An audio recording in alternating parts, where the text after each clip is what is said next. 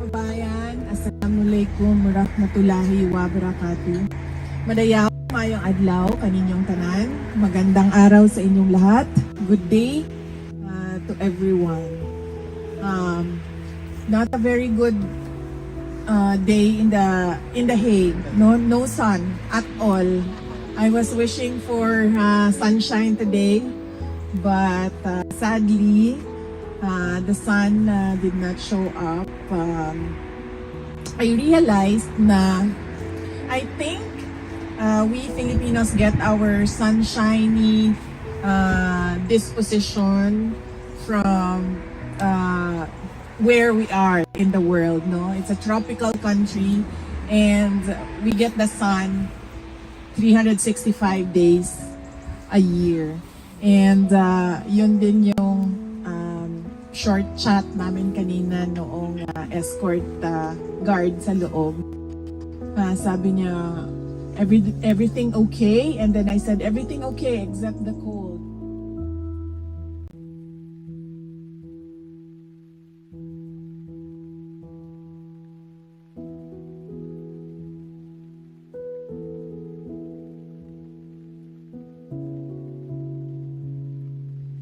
And then he said, well, yes, this is their normal. This is our normal weather here in the Netherlands. And then I said, but you have sun lamps, right? In your houses? Sabi niya, well, mine, we do not have sun lamps, but I heard that they're very good, the sun lamps. And then I told him, my friend who lives in the Ireland, they have a sun lamp in their house. And then it gave him an idea, and he said that maybe I'll get one for my wife Christmas, because I heard that sun lamps are good. So, I think sa dami ng pinagdadaanan natin bilang isang bansa, nakatulong na rin yung meron tayong sunshine almost every day doon sa Pilipinas. And una sa lahat, gusto kong magpasalamat sa inyo dahil nabuo natin itong salo-salo dito ngayong araw na ito. And syempre, hindi ito mabuo kung wala yung presence ninyong lahat. At ibig sabihin na nandito kayo, you took time out of your day to make it here and pray for former President Rodrigo Duterte, and of course celebrate the Christmas spirit with your fellow Filipinos. Marami sa inyo ang hindi tiga-Hague, mga tiga ibang bansa dito sa Europe. Some travel 200 kilometers, some travel 7 hours no, na napakahirap dahil ano yung paa mo? Hindi ma-stretch yung paa mo for 7 hours. And meron sa inyo may trabaho, pero dinala yung trabaho dito ngayon sa ating salo-salo. So iba-iba yung sitwasyon, pero everybody made time for former President Rodrigo Duterte. And we as member of the family, I would like to thank you all for your effort and for your passion to show the world your support to President Rodrigo Duterte.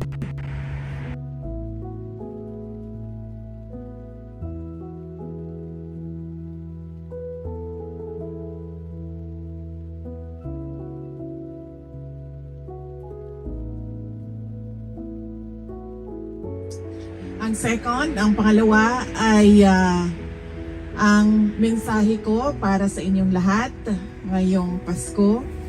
This is something as well that I discussed with President Duterte because he was asking about how is the family, kumusta ang mga bata, and I said to him earlier, kung meron mang problema, sabi ko, okay na ganun lang dahil wala sa kanila ang merong sakit. Dahil ang pinakamalaking problema talaga ng mga pamilya at ng mga tao is ang magkasakit. Dahil walang solusyon sa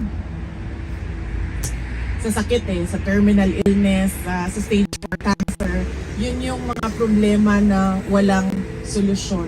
All the other problems ay nagagawa natin ng paraan, nahahanapan natin ng solusyon. Pero yung magkasakit, yun yung mahirap para sa isang tao at para sa pamilya. And that is my Christmas wish for everyone, that you are always granted by God good health.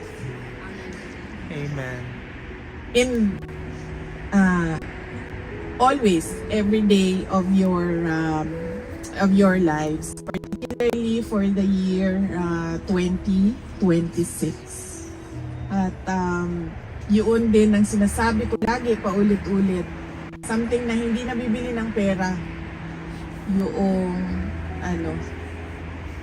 yung good health. Dahil meron talagang mga sakit na wala ng gamot, diba? So kahit gaano ka pa kayaman, kahit gaano pa kaganda ang access mo to the best healthcare in the world, pero pag wala na talagang gamot, kahit gusto mo pa mabuhay, ay time is up ka na talaga sa Diyos. Kaya it is something that is very precious to everyone, and I hope that you will always be in good health.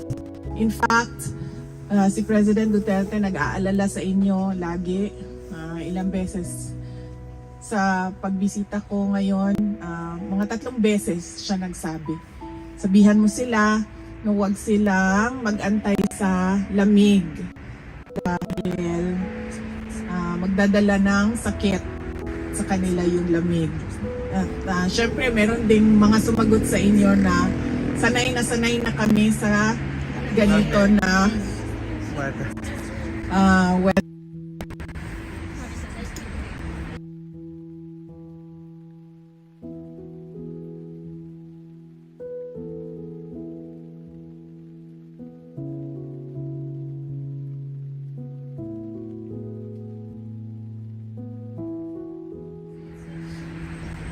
This is nice weather, Mom. This is nice weather. If I have to show you, sandali. Tata ko lang sa inyo kung gaan. So this is 1. This is 2. Ay, kung ano siya, Ma'am? Innerwear. Per month. And this is 2. This is 3. And this is 4. 4 layers ito siya. Plus the scarf. Sa baba, ganun din. 1, 2, 3 layers. Ito siya sa baba.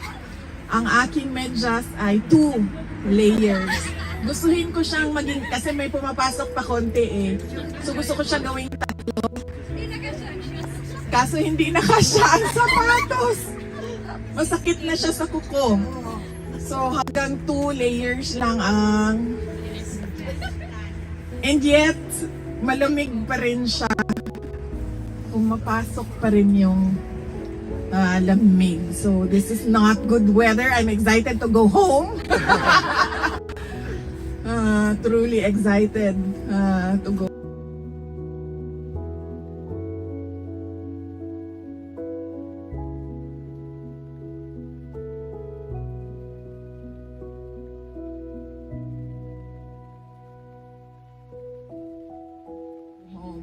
And going back to my Christmas wish, yun yung sa inyo, good health.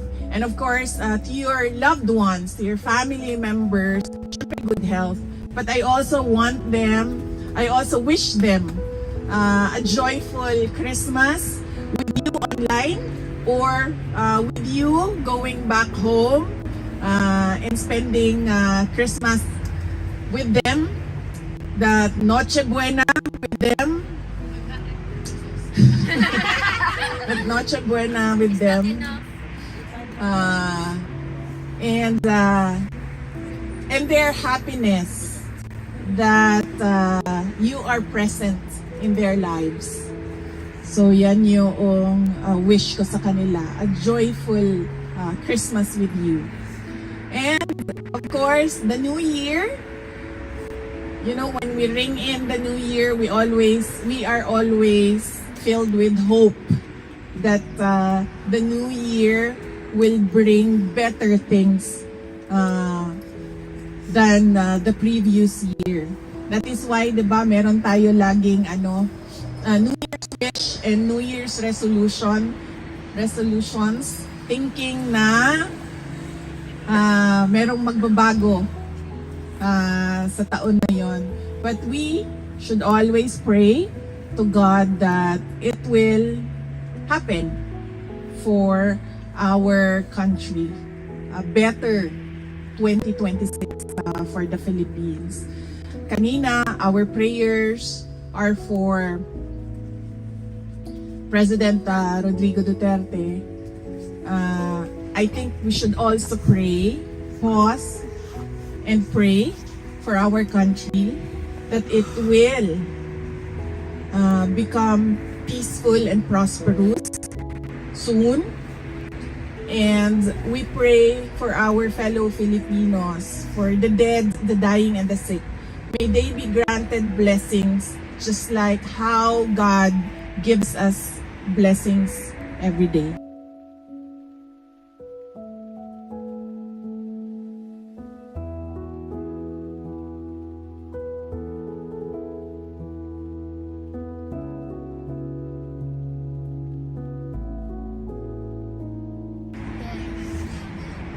And finally, from President Duterte, meron siyang message kanina. Ang sabi lang niya, para sa inyong lahat, nandito kami, meaning siya, ako, at yung iba pang mga kapamilya namin, nandito kami so as long as gusto pa kami ng tao. Yes! Hindi kami, sabi niya, hindi kami mamimilit kung ano yung gusto ng taong bayan. So We yan pray, yung, ma'am, na ma-president natin. and of course from myself, I thank you for your continued support. Alam nyo, I am truly blessed as a politician kasi kahit anong paninira ng mga kalaban sa akin, nandyan pa rin yung taong bayan. Yes! The trust is still The supporters from 2015, from 2016, from 2019, from 2022, nandyan pa rin kayo. At hindi kayo, and then you know how to discern ano yung paninira at ano yung katotohanan. And for that, I am truly blessed. And as I said, I thank you on behalf as well of all my colleagues in the Office of the Vice President. Dahil isa lang naman ako ako lang yung muka ng Office of the Vice President. Pero yung trabaho sa opisina ay ginagawa ng maraming tao. And on behalf of my colleagues in the OVP, we thank you for your continued support and trust in our office. Thank you so much once again for this time with you. And I wish everyone a very Merry Christmas and a Happy New Year.